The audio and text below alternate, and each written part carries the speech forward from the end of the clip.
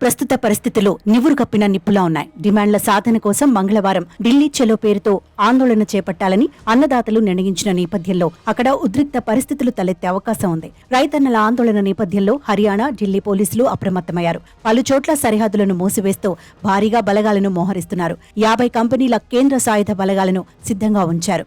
పంజాబ్తో తమ రాష్ట్ర సరిహద్దును అంబాలా సమీపంలోని శంభు వద్ద హర్యానా పోలీసులు మూసివేశారు.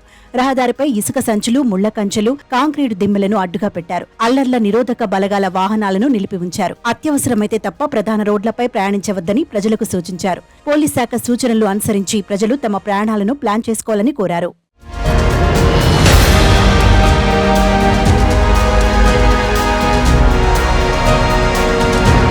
ఢిల్లీతో పాటు సరిహద్దుల్లోనూ పోలీసులు భద్రతను కట్టుదిట్టం చేశారు. ట్రాఫిక్ కూడా డైవర్ట్ చేశారు.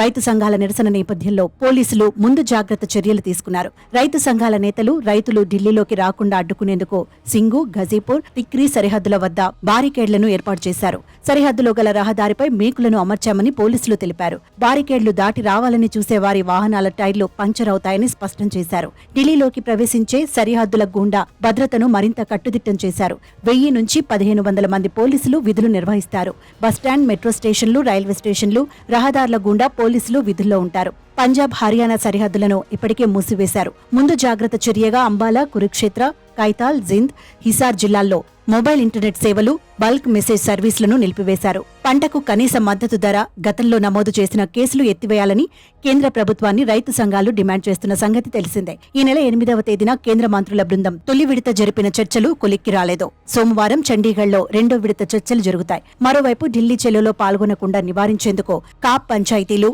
పలు గ్రామాల సర్పంచులతో పోలీసులు చర్చలు జరుపుతున్నారు. వివిధ రాష్ట్రాల నుంచి దాదాపు 20,000 మంది రైతులు ఢిల్లీకి వచ్చే అవకాశాలున్నాయని నిఘా వర్గాలు అంచనా వేశాయి. ఈ ఆందోళనలను ఎలా చేపట్టాలన్న దానిపై రైతు సంఘాలు 40 సార్లు రిహార్సల్ నిర్వహించాయని తెలిపాయి. కొందరు రైతులు ప్రధాని మోదీ, కేంద్ర మంత్రులు అమిత్ షా, అర్జున్ ముండా సహా పలువురు బీజేపీ సీనియర్ నేతల ఇళ్ల ముందు నిరసన చేపట్టే అవకాశాలున్నాయని పేర్కొన్నాయి.